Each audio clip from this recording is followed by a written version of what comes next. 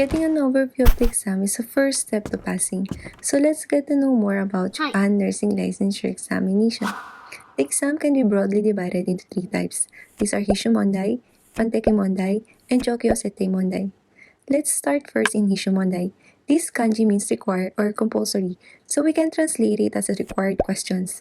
Same as its definition, we are required to get 80% of correct answers or 40 points above out of 50 questions. Because if you didn't achieve this score, even though you got a passing score in Panteki Mondai and Jokyo Sete Mondai, you will still be marked as a failed. Remember, just 10 mistakes. And Hishu Mondai has 50 questions and one correct answer is equivalent to 1 point. Next is the Panteki Mondai or general questions. It has a total of 130 questions and same as Hishu Mondai, one correct answer is equivalent to 1 point. Lastly, Jokyo Sete Mondai or situation setting questions. Here, each correct answer is equivalent to 2 points. Yes, 2 points. It has 60 questions, so multiply by 2, it will give us a total of 120 points. Rather than asking a basic knowledge, situation setting question requires the ability to understand and make decisions based on the understanding of nursing process or what we so-called applied problem. Since you're gonna read 1 to 2 paragraphs before you answer the test, my advice to you is to read the question first because by this strategy, you can be able to sort out easily the clues for your answer. And for me, this is very effective. Take note that the passing score of Panteki Mondai and Jokyo Sete Mondai is estimated around 60 to 70%. But this can be changed every year, so be careful guys. Let's look back again on this diagram.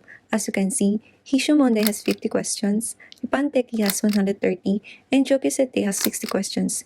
These show that the exam has a total of 240 questions. But how about the scoring? Remember, in Jokyo Sete Mondai, one correct answer is equivalent to 2 points. Instead of 60 points, this will become 120 points. And together with the Panteki Mondai and Hishu Mondai, the total score will be 300 points.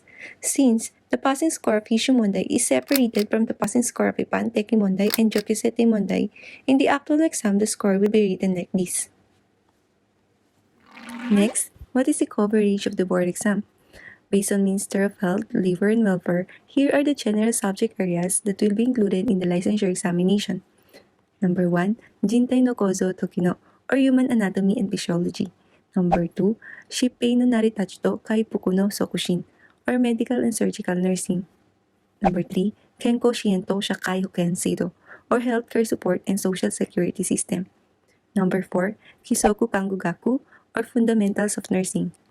Number 5, Seijin Kangugaku, or Nursing Care of the Adult. Number 6, Konen Kangugaku, or Geriatric Nursing. Number 7, Shoni Kangugaku, or Pediatric Nursing. Number 8, Bosei Kangugaku, or Maternal Nursing. Number 9, Seishin Kangugaku, or Psychiatric Nursing. Number 10, Kango no Sogoto Jisen, or Nursing Integration and Practice. Number 11, Zaitaku Kanguron, or Home Care Nursing. As you can see, the exam covers 11 subjects. And it is updated by Minister of Health, Labor and Welfare every 4 years. The last update was 2018, so the next update will be expected in 2021. Now, let's have a quick look at the actual exam. The exam is separated into 2 sets. These are Gozen, or morning exam, and Gogo, or afternoon exam. We can also call the morning exam as set 1, and the afternoon exam as set 2. In each set of the exam, examinees will be given 2 separate questionnaires.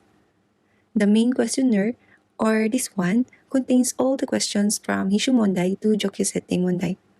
And the second questionnaire, or Besatsu, is for visual materials, and I will explain it later in more details, so bear with me guys. For the meantime, let's talk about the types of questions. The exam is composed of multiple choice, computation, and visual materials or illustration. Most of the questions that you will be asked to answer will be in multiple choice format, and as you can see, this is further subdivided into 3. We have the most common type, which is the select one correct answer in 4 multiple choice. You can almost see this type of question all over the exam, and it accounts for about 74%. Second is select one correct answer in 5 multiple choice. You will see this type of question usually in Panteki Mondai and Jokyo Sete Mondai, but rarely appears in Hishu Mondai. It accounts for about 14% of the exam. Third is select two correct answer in 5 multiple choice. This type of questions can be seen again in Ipan Teki Monday and Jokyosete Monday. In order to gain a score here, your two answers must be correct, and that's the tricky part. And this accounts for 7% of the exam. Now let's go to computation. This type of questions may ask you to perform a medication calculation, determine an intravenous flow rate, or calculate intake and output record. And based on my experience, the most surprising questions I encountered here is the computation of remaining time of oxygen E cylinder and calculation of calories. So you better get ready on those topics. But my advice to you guys, in the actual exam, if you don't know the formula, practically speaking, instead of focusing in computation, you may spend your time answering the other questions. And in addition, computation is just accounts for about 1% of the exam. But if you know the formula, try to compute and solve it. However, in my case, I make it as my last priority because in the actual exam, bringing and using calculator is not allowed. And I think answering this type of question will just consume some of my time, so make sure that I finish the entire exam first before answering this question. And this type of questions often appears in Ipan Teki Monday and Jokyosete Monday. Next will be visual materials or illustration. They started using this type of questions from 2009. This will ask you to answer a question based on a pictures or illustration. To have a clear idea about this, let's look at this for example. This is from the main questionnaire of Guzen exam. Look at the question number 34. It's asking which of these piece of equipment is used to perform the Weber test. As you can see, there's no pictures or images being shown here, just numbers.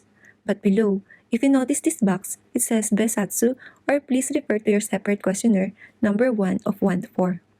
So let's try to find this in our separate questionnaire, or Gozen Besatsu. If you look on the upper right corner of the paper, you will see this number, and this corresponds to the question that we have just read a while ago. So when answering this type of question, make sure that this number and the number of the question are the same from the main questionnaire.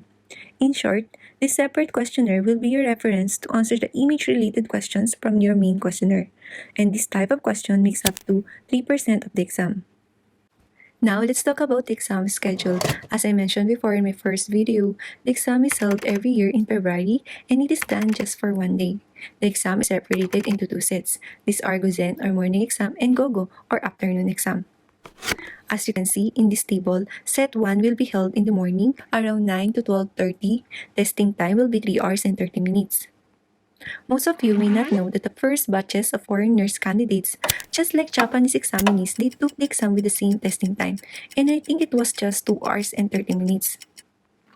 But due to low passing rate of foreign nurse candidates, and because of the difficulty of the language, specifically medical terms, in 2010, the Minister of Health, Labor and Welfare conducted a survey from foreign nurse candidates under Economic Partnership Agreement or EPA. And based on these results, since 2012 or 102 nursing board exam, legal terms and expressions are paraphrased and the disease's name are being written in English. Moreover, they also extended the testing time to 3 hours and 30 minutes in each set of the exam. Before you take the second set of exam, you will be given a 1 hour and 15 minutes for your lunch break. Just below, you will see set 2 and it will be held in the afternoon around 2:20 to 5:50. Testing time is same as set 1 with a total of 7 hours. To summarize, Japan Nursing Licensure Examination can be divided into 3 types. These are Hishu Mondai, Panteki Mondai, and Jokyosete Mondai. The total score will be 50 over 250. 50 for Hishu Mondai and 250 for Ipanteki Mondai and Jokyosete Mondai. Passing score in Hishu Mondai is 80% and Ipanteki and Jokyosete Mondai is estimated about 60% to 70%. Based on Minister of Health, Labor and Welfare, it has 11 subject areas. The types of questions are multiple choice, computation, and visual materials or illustration.